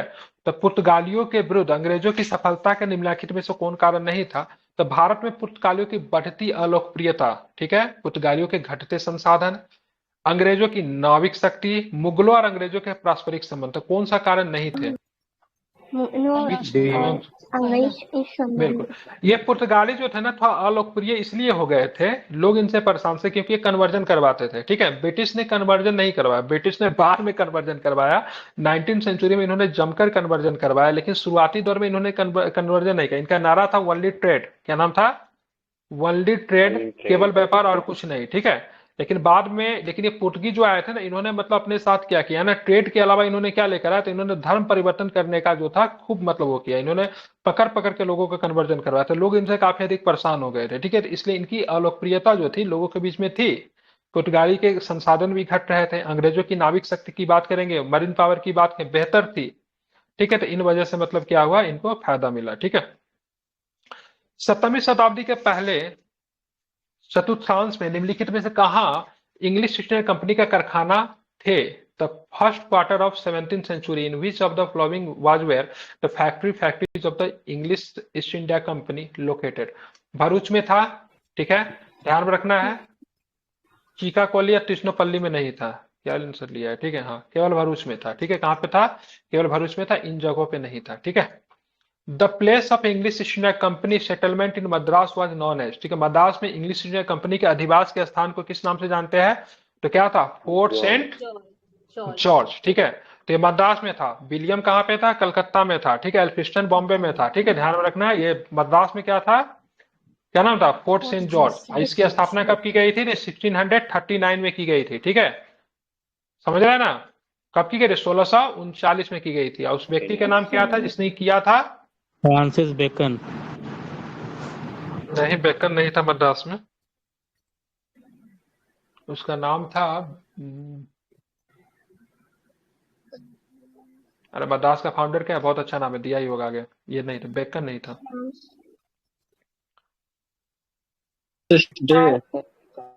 फ्रांसिस डे नॉट बेकन, ठीक है, इट्स फ्रांसिस डे, ठीक है, हाँ। फोर्ट सेंट जॉर्ज भारत में किस राज्य में है? तो बता ही दोगे आप लोग, तमिलनाडु में है। निम्नलिखित किलों में से किसे ब्रिटिश ने सबसे पहले निर्माण किया? तो फोर्ट सेंट जॉर्ज का निर्माण का साल कब? 1639, ठीक है, ध्यान में रखना। 1700 नहीं, अरे 1600, 1700 नहीं। भारत में 100 साल आगे चले। भारत में अंग्रेजी ईस्ट इंडिया कंपनी की प्रथम प्रेसिडेंसी कहाँ पे थी? तो मद्रास में थी, ठीक है। 1639 में आप देखोगे तो 1639 में विजयनगर के शासक बेकंट द्वितीय के सामंत का नाम क्या है? दमरेला बेकनटप्पा। दमरेला बेकनटप्पा ने अंग्रेजी फ्रांसिस डे, ठीक है, अंग्रेज जो था यही फ्रांसिस डे, इसी का नाम में बोल रहा था, ठीक है। फ्रांसिस डे को मद्रास का किला बनाने की अनुमति मिली। यही किला आगे चल के फोर्ट सेंट जॉर्ज के नाम से प्रसिद्ध हुआ। 1641 में कोरोमंडल तट पर फोर्ट सेंट जॉर्ज कंपनी का मुख्यालय अर्थात कंपनी का पहला प्रेसिडेंसी बना। तो कंपनी का पहला प्रेसिडेंसी कौन सा? बंबई, कलकत्ता, मद्रास, कौन सा प्रेसिडेंसी? मद्रास। बिल्कुल, ठीक है, मद्रास प्रेसिडेंसी था। 1658 तक बंगाल, बिहार, उड़ीसा और कोरोमंडल की समस्त अंग्रेज फैक्ट्रियां फोर्ट सेंट जॉर्ज के अधीन हो गई थी, ठीक है, ध्यान में रखना है। तो आपको ध्यान में रखना है, ये 1639 में बनाए गए थे। इसमें किसका योगदान था? फ्रांसीसी डे का योगदान था। और जमीन वगैरह जो मिला था किसके? तो बेकंट द्वितीय के जो सामंत था दमरेला बेकनटप्पा, ठीक है, इनसे मिला था, ध्यान में रखना। हाँ, प्रारंभ में ईस्ट इंडिया कंपनी का लक्ष्य क्या था? क्या लक्ष्य था? The trade but not land, ठीक है, समझ रहे हैं ना, केवल व्यापार, भूभाग नहीं, ठीक है। लेकिन बाद में इन्वॉल्व हो जाते क्योंकि इनको पता चलता अरे यहाँ के शासक जो है गधे है, ठीक है, इनसे लिया जा सकता है, तो बाद में वो इन्वॉल्व हो जाते हैं, ठीक है। तो वर्ष 1600 में ब्रिटेन की महारानी एलिजाबेथ टेलर प्रथम ने ईस्ट इंडिया कंपनी को पूर्व के देशों के साथ व्यापार करने के लिए 15 वर्षों का अधिकार पत्र दिया। अधिकार पत्र को क्या बोलते थे? चार्टर बोलते थे, ठीक है, चार्टर कह लीजिए, अधिकार पत्र के लिए दिया। और कंपनी का प्रारंभिक उद्देश्य क्या था? भूभाग नहीं बल्कि व्यापार, ट्रेड बट नॉट लैंड, ठीक है, शुड बी लर्न इट, ठीक है, ये याद रखना है आपको, भूलना नहीं है। निम्नलिखित में से कौन से स्थान पर ईस्ट इंडिया कंपनी के शासनकाल में प्रमुख औद्योगिक केंद्र नहीं थे? तो लखनऊ, पूना, बनारस, अहमदाबाद, नागपुर और नासिक, इलाहाबाद और ग्वालियर, कहाँ पे नहीं था बताइए? टफ क्वेश्चन है, सुनिए तो क्या होगा इसका आंसर? इलाहाबाद और ग्वालियर सर। हाँ, ठीक है, बिल्कुल ठीक है, पहला नंबर सही, ठीक है। इलाहाबाद ग्वालियर औद्योगिक नहीं राजनीतिक केंद्र थे, ठीक है, क्योंकि ऑलरेडी इलाहाबाद में संधि वगैरह हुई थी। तो ये औद्योगिक केंद्र नहीं थे, ब्रिटिश के अधीन तो थे लेकिन औद्योगिक केंद्र नहीं थे, राजनीतिक केंद्र थे। ईस्ट इंडिया कंपनी के शासनकाल में कुछ प्रमुख औद्योगिक केंद्र अहमदाबाद था कपड़ा के लिए, लखनऊ भी था कपड़ा के लिए था, हुगली भी था, बनारस भी था, पूना भी था, नागपुर भी था, नासिक भी था, मुर्शिदाबाद भी था। लेकिन ये दोनों इलाहाबाद और ग्वालियर औद्योगिक नहीं राजनीतिक केंद्र थे, ठीक है। भारत में ईस्ट इंडिया कंपनी की सफलता का राज क्या था? भारत में राष्ट्रीय भावना की कमी थी, absence of nationalism in India. Company की सेना को पश्चिमी प्रशिक्षण मिला था तथा उनके पास आधुनिक हथियार थे, ठीक है। भारत में ध्यान में रखना है, भारत में सैनिकों में राष्ट्रीय भावना का अभाव था, जिसके फलस्वरूप कोई भी उन्हें जो अच्छा वेतन देता अपनी सेवा में लग जाता। तो ये भी ठीक है और ये भी ठीक ही होगा, तो फिर ठीक है, ऑल स्टेटमेंट आर करेक्ट, ठीक है। उस समय जनरली जो था ना 5 रुपया सैलरी मिलता था, और 5 रुपया उस समय के हिसाब से बहुत था। तो कंपनी के अधीन जो भारतीय सेना जो थे काम करने के लिए तैयार हो जाते, क्योंकि सेना में रहने पे 2-3 चीजें मिलती थी। खाने की कभी दिक्कत नहीं होती थी, सैलरी भी 5 रुपया मिल जाता था, और खाने पीने की दिक्कत नहीं था। उस समय भारत में अकाल वगैरह ये सब बहुत आया करता था, तो जिस वजह से सेना जो था एक ना सेफेस्ट जॉब माना जाता था, सुरक्षित नौकरी माना जाता था। ये लोग जो इनको अधिक सैलरी देते थे, क्योंकि नेशन नाम का कोई थ्योरी तो नहीं था, सब अलग अलग ही थे, तो जो इनको पैसा देते थे उनमें काम करने के लिए तैयार हो जाते थे। ठीक है, निम्नलिखित में से किस इतिहासकार ने यह कहा कि सन 1765 से, प्रश्न बहुत अच्छा, बहुत डाकू राज कहा था। ठीक है, 1765 से लेके 1772 तक का अवधि बंगाल सरकार के डाकू राज था, क्योंकि इस दौरान 1765 से लेके 1772 बंगाल में क्या था? रॉयल क्लाइव ये जमींदारी सर, अस्थाई बंदोबस्त। द्वैध शासन था। ठीक है, यही सब उत्तर सीधा आंसर दीजिए। ठीक है, द्वैध शासन था। ठीक है, तो डार्की था यहाँ पे। इसको डाकू राज्य से मतलब संख्या कितने, के एम पनिक्कर ने बोला। सो भाई साहब यहाँ पे डाकू राज्य था, यहाँ पे जितना लूट सकना है लूट लो। ठीक है, क्लाइव ने बंगाल को ईस्ट इंडिया कंपनी का क्या बना दिया था, जागीर बना दिया था। ठीक है, पनिक्कर साहब ने 65 से लेकर 72 तक, ध्यान में रखना है, डाकू राज्य की संज्ञा दिया। इस समय जो गवर्नर जो था ना क्लाइव था। कौन था? क्लाइव था। ठीक है, ठीक इसके 1 साल के बाद कौन आता है? हेस्टिंग्स आता है। हेस्टिंग्स जब आएगा तो द्वैध शासन को, डायरकी को क्या करता है? समाप्त कर देता है। ठीक है, काफी अधिक इरेगुलेशन काफी अधिक हो गई थी, इसलिए कंपनी क्या करती है, एक्ट पारित करते हैं, जिसको हम रेगुलेटिंग एक्ट ऑफ 1773 के नाम से भी जानते हैं। ठीक है, क्योंकि क्लाइव जो था यहाँ पे पूरी तरीके से ना अराजकता का माहौल बना दिया था। ठीक है, किसने ईस्ट इंडिया कंपनी के बारे में टिप्पणी की? कंपनी एक असंगति है, परंतु बात करेंगे, परंतु यह उस संगति का भाग है। ठीक है, जहां से सब कुछ असंगत है। ठीक है, मैकाले ने आई थिंक बोला था, मैकाले या हेस्टिंग्स ने, किसी ने, हेस्टिंग्स या मैकाले होगा क्या? हेस्टिंग्स ही मैकाले बोला था। मैकाले बोला था। हाँ, मैकाले ने बोला था। ठीक है, किसने कहा था? मैकाले ने कहा था। मैकाले ने ईस्ट इंडिया कंपनी के बारे में टिप्पणी करते हुए कंपनी का असंगति, परंतु यह उस व्यवस्था का भाग है जहां सब कुछ ही असंगत है। भारतीय दंड संहिता की पांडुलिपि मैकाले ने ही तैयार की थी। कब तैयार की थी? 1834 में। ठीक है, हालांकि लागू बाद में होता, 59-60 में लागू होता, लेकिन 34 में इसने तैयार की थी। इसका इंग्लिश में पढ़ेंगे तो काफी अच्छा लिखा रहता है। Who remarked about यही East India IPC company हुआ that company, हाँ, company is an anomaly, but it is the part of system where everything is anomaly। ठीक है, तो किसने कहा था? मैकाले ने कहा था। ठीक है, काले ने। मतलब सिंपल शब्द में बात की, कंपनी की जो नीति जो है ना गलत है, लेकिन कंपनी उस नीति का हिस्सा जहां सब कुछ ही गलत है। ठीक है, तो ये बात किसने कही थी? मैकाले ने कही थी। ठीक है, ये बहुत बढ़िया प्रश्न है, और इस तरह के प्रश्न बीपीएससी कभी पूछा करती थी, सीडीपीओ वगैरह के एग्जाम में इसी तरह का स्टेटमेंट पूछा करते। ठीक है, आपको यत्र तत्र कुछ अनोखे डेनमार्क वासी मिल जाएंगे, परंतु उसका कारण यह है कि डेनमार्क की चौकी हुआ करती थी। यह अनूठा नगर उसका दुर्ग और सुंदर गिरजाघर है, जहां जेरूसलम, सुनी सड़कें और उजाड़ तटार्ग सब मिलकर अद्भुत रत्न बनते। ये किसके बारे में? तो ध्यान रखना, ये तमिलनाडु के तट के बारे में कहा गया है। ठीक है, तो उपायुक्त तमिलनाडु से डेनिश बस्तियों से संबंधित है। डेनमार्क वासी ने 1620 में तमिलनाडु से त्रावणकोर एवं, ठीक है, 1676 में श्रीरामपुर बंगाल में अपनी बस्तियां स्थापित की थी। डेनिश भारत में व्यापारिक रूप में पूर्णतः असफल रहा। 1745 ईस्वी में लगभग इनकी बस्तियों पर अंग्रेजों का अधिकार हो गया था। ठीक है, तो इन्होंने अपनी सारी संपत्ति बेच दी थी। ठीक है, एक ऐसी कंपनी जो थी ना,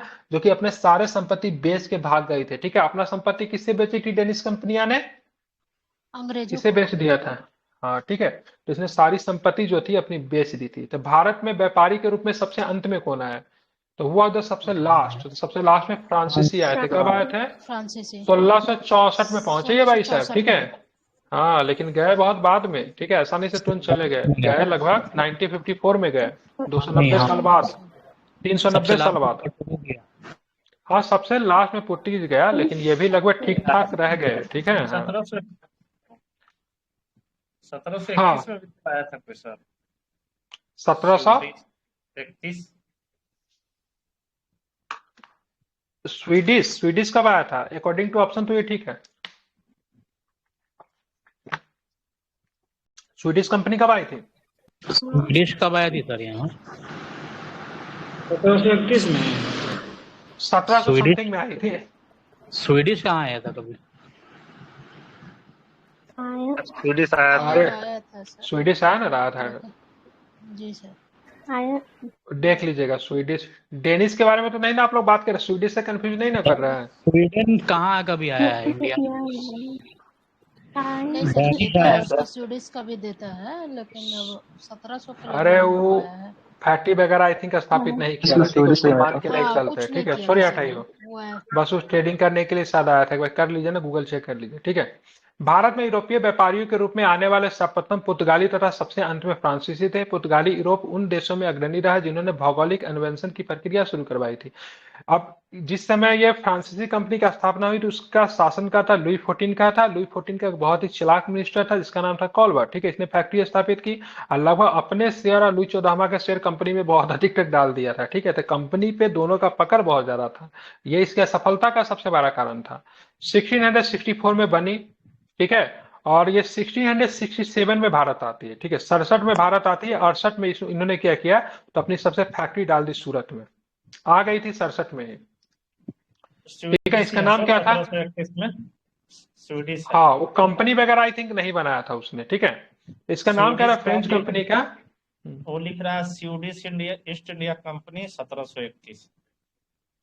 हाँ, तो कंपनी डेस इंडेस ओरिएंटलस, ठीक है, इसका फ्रेंच का नाम था। फ्रांसीसी ईस्ट इंडिया कंपनी का किसके शासनकाल में स्थापित है? लुई 14 या फिर लुई 16?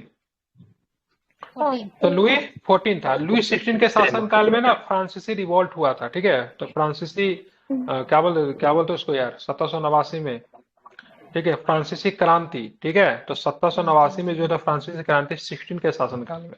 लुई 14वां काफी मजबूत शासक थे। इनका स्टेटमेंट है, मैं ही राज्य हूं, अब मेरे कथन ही कानून है, ठीक है। मैं ही राज्य हूं, मेरे कथन ही कानून जो है लुई 14वां का स्टेटमेंट है, ठीक है। निम्नलिखित में से किसे भारत में फ्रांसीसी कंपनी का संस्थापक माना जाता है? तो किसको मानते हैं? तो कॉलबर्ट को। ये प्रश्न डाउटफुल रहेगा, ठीक है। इसका आंसर फ्रैंको मार्टिन होना चाहिए, ठीक है, लेकिन कई जगह पे कॉलबर्ट भी इसका आंसर लिया है, ठीक है। ठीक है, बहुत जगह पे इसका आंसर मार्टिन लेगा, ठीक है, फ्रांसिस्को मार्टिन लेगा। भारत में फ्रांसीसी कंपनी का संस्थापक जो था मार्टिन था। ये कॉलबर्ट ने इसमें योगदान दिए थे, लेकिन ये भारत में इसका कोई संबंध नहीं था, ठीक है। हालांकि आयोग ने आई थिंक इसका आंसर क्या माना है? सी मान लिया। कैसे माना है देखना पड़ेगा, ठीक है। आप लोग के हिसाब से क्या होना चाहिए? What do you think? Franco Martin. जो मार्टिन के समय में आई थिंक ना इसका थी कोठी शायद स्थापित हुआ था कारखाना। हाँ, तो कंपनी क्या होता है? कॉलबर्ट भारत में कब आया? हाँ। उस हिसाब से तो भारत में ईस्ट इंडिया कंपनी का संस्थापक एलिजाबेथ प्रथम होना चाहिए आपके स्टेटमेंट के हिसाब से, ठीक है। शासक का क्या रोल होता है? उसने तो एक माहौल दे दिया। जो भारत में आकर जो स्टेबल किया वो होगा ना फ्रैंको मार्टिन। मार्टिन बहुत जगह पे इसका आंसर लिया है, ठीक है। फ्रांसीसी ईस्ट इंडिया कंपनी ने भारत में अपना कारखाना सबसे पहले कहाँ पर स्थापित किया था? कहाँ पे किया था? सूरत में किया था। और कब किया था? 1668 में किया था, ठीक है। फ्रांसीसी डक्कन में शक्ति स्थापित करने में असफल रहे, क्यों रहे? डुप्ले सक्षम सेनापति नहीं था, गलत बात है। अंग्रेजों की फौज शक्तिशाली थे, ये कोई कारण नहीं था। भारतीय लोग, ध्यान में, भारतीय लोग फ्रांसीसियों के पसंद नहीं करते थे, ऐसा कुछ नहीं था। पांडिचेरी सामरिक केंद्र था, उस हिसाब से ये ठीक है। अंग्रेजों की फौज जो थी शक्तिशाली थी, इस वजह से फ्रांसीसी जो था दक्कन में नहीं टिक पाया। स्पेशली अंग्रेजों की नौसेना जो थी बहुत अधिक शक्तिशाली थी, ठीक है, बिल्कुल। अब फ्रांसीसी जो थे केवल भारत में ही नहीं लड़ रहे थे ना, यूरोप में भी कई जगह पर लड़ रहे थे, इस वजह से ये कमजोर साबित हुए। प्रथम कर्नाटक युद्ध के बाद किसको डुप्ले द्वारा हैदराबाद में तैनात कर दिया था? बुस्सी को तैनात किया था ना, किसको बुलाया था? तो प्रथम कर्नाटक युद्ध के बाद किसको डुप्ले द्वारा हैदराबाद में तैनात किया गया था? बुस्सी को तैनात किया गया था, ठीक है। तो प्रथम कर्नाटक युद्ध के बाद डुप्ले द्वारा बुस्सी में हैदराबाद को तैनात किया, सॉरी, हैदराबाद में बुस्सी को तैनात किया, बुस्सी में हैदराबाद को नहीं, ठीक है। डुप्ले ने निश्चित अवस्था से राजनीतिक लाभ उठाने की सोची। मुजफ्फरजंग की प्रार्थना पर एक फ्रेंच सेना की टुकड़ी बुस्सी के अध्यक्षता में हैदराबाद में तैनात की गई। 1751 में चंदा साहिब कर्नाटक के नवाब बन गए। डुप्ले इस समय अपनी राजनीतिक शक्ति की चरम सीमा पे था, लेकिन इसका पतन भी मतलब क्या हो गया? बहुत ही जल्दी हो गया। चंदू जी माइक बंद कीजिए। 18वीं शताब्दी में भारत में फ्रांसीसियों के सफल न होने का निम्नलिखित में से कौन सा कारण था? मतलब सफल नहीं होने का कारण क्या था? उन्होंने चंदा साहिब तथा मुजफ्फरजंग जैसे कमजोर भारतीय पक्षों की तरफदारी की। डुप्ले को निर्णायक समय पे वापस बुला लिया। Dupleix was called back at the crucial time, ठीक है, इनको वापस बुला लिया गया। ये सबसे खराब डिसीजन था। कुछ चाल था सर ईस्ट इंडिया कंपनी क्या का। पूछा है? कारण नहीं था पूछा है कि कारण था पूछा है? क्या पूछा है? कारण था 18वीं शताब्दी में भारत में फ्रांसीसियों के असफल होने का Was निम्नलिखित में not- कौन सा एक कारण था? कुड नॉट देखिए इंग्लिश इसमें में लिखा है ना, was अच्छा not not succeeded नहीं था, in the 18th century. ठीक है Not not लिखा है। कामयाब नहीं होने पूछ की रहा है। नहीं होने की क्या वजह थी? हाँ तो कामयाब रहे, ठीक है। इसमें लिखा है उन्होंने व्यापार, उनकी व्यापारिक फ्रांसीसी सरकार पे बहुत अधिक निर्भर थी, ठीक है। देखिए ये आंसर इसका लेना चाहिए, ठीक है, बी और डी दोनों होना चाहिए, ठीक है। बॉट स्टेटमेंट ट्रू, ठीक है। लेकिन यहाँ पे केवल ना बोल रहा है, ठीक है, उस हिसाब से ठीक है, मतलब यहाँ पे ना नहीं, ऐसा दिल्ली होगा। फ्रांसीसी की सफलता, ठीक है, तब ठीक है, मतलब पूरे ओवरऑल सफलता की बात हो रहा है। हाँ तो यहाँ पे क्या था, तो उनकी जो व्यापारिक Major कंपनियां जो B थी ना हो। फ्रांसीसी सरकार पे, हाँ फ्रांसीसी सरकार पे बहुत अधिक डिपेंड थी।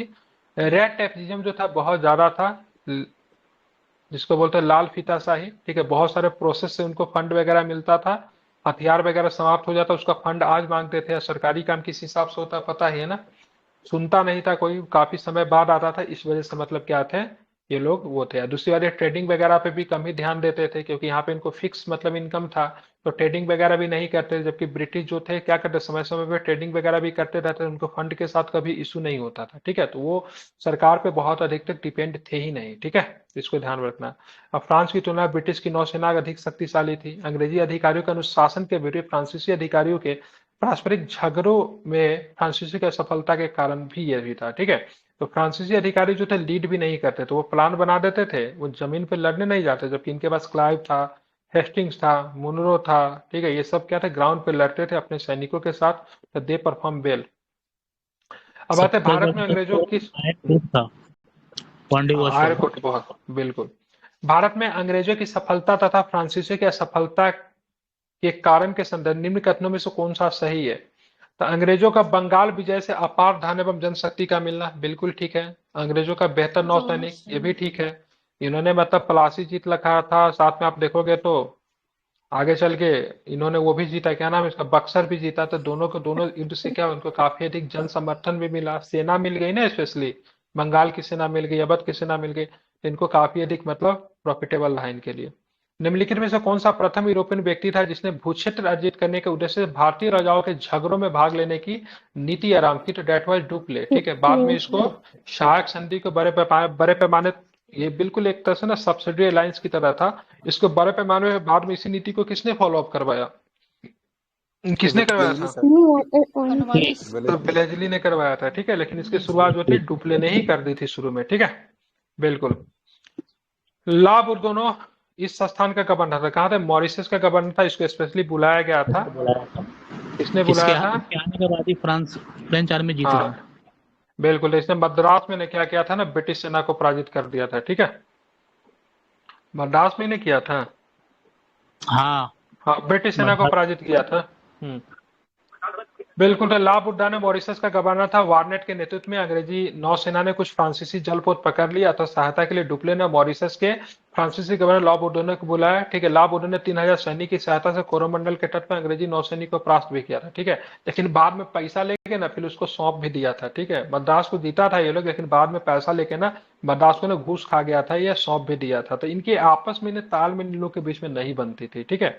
कर्नाटक के नवाब पद के लिए फ्रांसीसी ने किसने समाप्त किया? उसके बाद किया था रिटर्न। हाँ ठीक है, तो चंदा बाबू, चंदा साहब कर्नाटक में किसको सपोर्ट कर रहे थे ये लोग? चंदा साहब, ठीक है। और ब्रिटिश किसको सपोर्ट कर रहे थे? अनवरुद्दीन को, ठीक है। ब्रिटिश में अनवरुद्दीन को, ठीक है। तो ये अनवरुद्दीन, और ध्यान रखेंगे उनके बहनों चंदा साहब के बीच में विवाद था। फ्रांसिस के डुप्ले ने कर्नाटक की सूबेदारी किसे दी? तो चंदा साहब को समर्थन दिया था। अनवरुद्दीन मारा भी गया था, ठीक है। अब आते हैं पौंडीचेरी की। हाँ, पौंडीचेरी की स्थापना किसने की थी? तो ये फ्रैंकोइस मार्टिन थी। कब किया गया? तो 1673 में, ठीक है। माइक बंद कीजिए। 1673 में कंपनी के निदेशक फ्रैंकोइस मार्टिन ने, ठीक है, बलिकोंडापुरम के मुस्लिम सूबेदार शेर खान लोधी से एक छोटा गांव प्राप्त करके फ्रांसीसी बस्ती स्थापित की। इसी बस्ती को फ्रांसीसियों ने 1674 में पौंडीचेरी के रूप में विकसित किया, और यह फ्रांसीसी बस्ती का क्या था? प्रमुख केंद्र भी बन गया, ठीक है। अब आते निम्नलिखित कथनों पर फिर से आपको विचार करना था। सेंट जेवियर जुइसर संघ के संस्थापक सदस्यों में से एक थे। संत जेवियर की मृत्यु गोवा में हुई थी, गलत है। इसकी मृत्यु जो ना चीन में हुई थी, ठीक है। कहां पे हुई थी? चीन में हुई थी, इसको ध्यान में रखना है, ठीक है। गोवा में प्रतिवर्ष संत जेवियर भोज का अनुष्ठान किया जाता है, तो ये सही है। ठीक है, 1 और 3 सही होना चाहिए मेरे हिसाब से। हाँ ठीक है, इसकी मृत्यु आई थिंक चीन में हुई थी। इसको पढ़ लेते इसका सोल्यूशन। फ्रांसिस जेवियर का जन्म 7 अप्रैल 1506 में स्पेन के एक राजघराने में हुआ था। उस समय पोप ने जेसुइट मिशनरी बनाकर फ्रांसिस जेवियर को धर्म प्रचार के लिए भारत भेजा था। उस समय गोवा का पुर्तगाल का अधिकार था। फ्रांसिस जेवियर की मृत्यु 3 दिसंबर 1552 को, ठीक है, शांगचुआन द्वीप चीन में हुई थी। ऐसा कहा जाता है कि उनके इच्छा अनुसार उनको गोवा में दफनाया गया।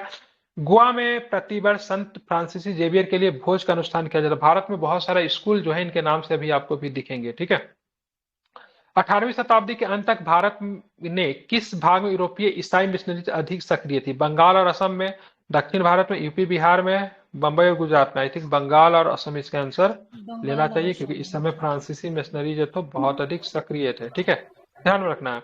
और इसी वजह से ब्रिटिश मिशनरियों ने भारतवासियों की धर्म संस्कृति में तेजी से प्रहार किया। वे मुख्यतः बंगाल और असम में अधिक सक्रिय थे। ठीक है, 1813 में आप देखोगे तो 1813 में क्या था? चार्टर एक्ट में ईसाई धर्म को भारत में प्रचार करने की अनुमति जो थी 1813 के चार्टर एक्ट में दे दी गई थी, था ना।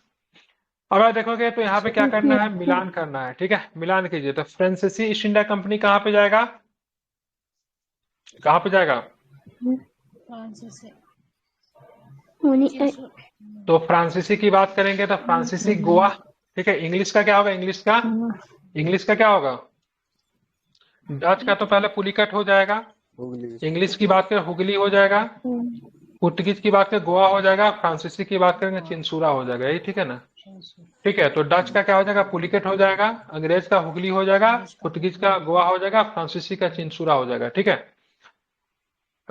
बात करेंगे तो यहाँ पे मिलन करा। पौंडीचेरी का क्या होगा बताइए? पौंडीचेरी किसके अधीन में था? पौंडीचेरी फ्रेंच हो जाएगा। पौंडीचेरी। गोवा की बात करेंगे, गोवा में पोर्तुगीज हो जाएगा। मद्रास में बात करेंगे, मद्रास में क्या होगा? डेनिश तो ठीक है। और त्रावणकोर में डच। ठीक है, ठीक है, तो उल्टा लगा दिया क्या? अच्छा, उल्टा लगा दिया। मद्रास में डच होगा, त्रावणकोर में डेनिश होगा, गोवा में पुर्तगीज होगा। और यहाँ पे ध्यान फ्रांसीसी की बात करेंगे तो पौंडीचेरी में, तो पौंडीचेरी फ्रेंच, गोवा पोर्तुगीज, त्रावणकोर डेनिश। और मद्रास की बात करेंगे तो डच। ठीक है, इसको आपको ध्यान में रखना है। भारत में यूरोपीय शक्तियों के प्रवेश के संदर्भ में निम्न में से कौन सा कथन सही है? पुर्तगालियों ने 1499 में गोवा पे कब्जा किया। रॉन्ग। कब किया था गोवा पे कब्जा? 1510 में। ठीक है, अंग्रेजों ने अपना पहला कारखाना दक्षिण भारत मसूलीपट्टनम में लगाया था। ठीक है, ये पूर्वी भारत में अंग्रेजी कंपनी के 1633 में उड़ीसा में अपना पहला कारखाना लगाया। ठीक है, तो ये भी ठीक है। डुप्ले के नेतृत्व में फ्रांसीसी ने 1746 में मद्रास पे कब्जा कर लिया था। तो ऑल एक्सेप्ट इन ट्रू, तो पहला वाला ही गलत है। ठीक है, यहाँ पे 1510 होगा, बाकी कोई भी दिक्कत नहीं है। ठीक है, तो 1509 में गवर्नर बनकर आता है, क्या नाम है उसका? अल्बुकर्क। ठीक है, और गोवा जीत लेता है यूसुफ आदिल शाह से 1510 में। और गोवा को राजधानी 1530 में लोग बनाते हैं। ठीक है, जब भारत में आते हैं इन्होंने धर्म वगैरह की प्रचार की। अब पुर्तगाली जो थे उन्होंने बोला सब भारतीय स्त्रियों से विवाह करो। ठीक है, जबकि ब्रिटिश क्या कहते थे? जो भी ब्रिटिश जो रहेगा किसी भी भारतीय स्त्रियों से विवाह का नीति स्थापित नहीं कर। ब्रिटिश जो थे विवाह के बिल्कुल विरोध में थे। वो नहीं चाहते थे उनके कोई अधिकारी मतलब भारतीय स्त्रियों से विवाह करे। जबकि इन्होंने पुर्तगीज ने क्या किया? विवाह करने की नीति जो थी अपनाई थी। ठीक है, बताना आगे। निम्न यूरोपीय शक्तियों में से भारतीय व्यापार में समय समय पे प्रवेश किया। निम्न यूरोपीय शक्तियों में भारतीय व्यापार में समय समय पे प्रवेश किया, मतलब कौन पहले आया? तो सबसे पहले पुर्तगीज। ठीक है, सबसे पहले कौन आएंगे? पुर्तगीज। पुर्तगीज के बाद अंग्रेज आएंगे। अंग्रेज के बाद नहीं सॉरी, पुर्तगीज के बाद डच। पुर्तगीज के बाद डच, फिर अंग्रेज और सबसे लास्ट में फ्रेंच। ठीक है, तो कौन हो जाएंगे? ये हो जाएंगे। ठीक है, ध्यान में रखना है। मतलब पुर्तगाली पहले, फिर डच आएंगे, फिर अंग्रेज आएंगे, फिर फ्रांसीसी आएंगे। निम्नलिखित में से कौन ब्रिटिश पूर्व काल में अपने व्यापारी पुत्र सूरत बंदरगाह नहीं लाए थे? तो इसका आंसर है रूसी और जर्मन। तो कभी नहीं आए ना यहाँ पे? आए क्या? नहीं आए थे। ठीक है, अब बाकी यहाँ से प्रश्न पूछा था ना, इसे मक्का के प्रस्थान का द्वार भी कहा जाता था। 68 या 69 में पूछा था ना। यहाँ से ये सबसे प्रश्न आते रहते हैं। ठीक है, वो एनसीईआरटी में भी दिया हुआ है। हाँ, एनसीईआरटी से ही पूछा था, बिल्कुल। तो मध्यकाल में भारत के पश्चिमी तट पर स्थित सूरत बंदरगाह हिंद महासागर के रास्ते होने वाले व्यापार का सबसे महत्वपूर्ण बंदरगाहों में से एक था। सूरत होर्मुज की खाड़ी में होकर पश्चिमी एशिया के साथ व्यापार करने के लिए मुख्य द्वार था। ठीक है, होर्मुज की खाड़ी, ठीक है, कंट्रोल किसका है? ईरान का है। ठीक है, ये काफी इंपॉर्टेंट रोल है ना, ये तेल व्यापार के लिए जाना जाता है, काफी स्ट्रेटेजिक लोकेशन पे ईरान इसको कंट्रोल करके बैठा है। ठीक है, हाँ बिल्कुल, इसे लगभग 40% तेल व्यापार जो होता है ना, 40% वर्ल्ड इसी रास्ते से होता है। ठीक है, अब यहाँ पे देखोगे इसे मक्का का प्रस्थान द्वार भी कहते हैं, क्योंकि बहुत से हज यात्री जहाज यहीं से रवाना होते थे। अरब व्यापारी यहाँ पे मध्यकाल से व्यापार करते थे। 17वीं शताब्दी में जहाँ पुर्तगाली, डच, अंग्रेजों और फ्रांसीसी व्यापारियों की पोत पहुंचने लगे थे। अंग्रेज इतिहासकार ओविंगटन, इन्होंने बहुत अच्छा स्टेटमेंट कहा। ओविंगटन ने 1689 में सूरत बंदरगाह का वर्णन करते हुए लिखा था, किसी भी एक वक्त पर भिन्न भिन्न देशों के औसतन 100 जहाज इस बंदरगाह पर लंगर डाले खड़े देखे जा सकते हैं। मतलब उस समय, ठीक है, 1689 में 100 जहाज यहाँ पे होते थे। मिलान करना, इलाहाबाद की संधि की बात करेंगे तो 1765 में, है ना। एक्सलाचबल की संधि कब हुई थी? तो 1748 में। बिल्कुल ठीक है, ध्यान रखना। उसके बाद डुप्ले को कब वापस बुला लिया गया था? तो डुप्ले को वापस कब बुला लिया गया था? 754 में बुला लिया गया था। ठीक है, तो बच कौन गया? मद्रास हो जाएगा। मैं आया था ये बोर्डो। हाँ ठीक है, तो वही होगा, मिला लीजिएगा। ठीक है, तो इलाहाबाद की संधि की बात करेंगे 65 में, एक्सलाचेपल 48 में, लाभ उदाने द्वारा मद्रास पर अधिकार किया गया 46 में, और डुप्ले की पदच्युति कब हो गई थी? मतलब उनको बुला कर दिया गया था वापस। ठीक है, तो 1754 में। ठीक है, तो इसी के साथ आज का जो एमसीक्यू का क्लास जो हुआ सो आपका मॉडर्न हिस्ट्री मैंने करा दिया, समाप्त हुआ। कल के टॉपिक में हम लोग देख लेंगे, जो हमारा रहेगा उसको हम लोग पढ़ेंगे कल के टॉपिक में। ठीक है, काफी अधिक महत्वपूर्ण टॉपिक था और इसमें पूरे मेरे को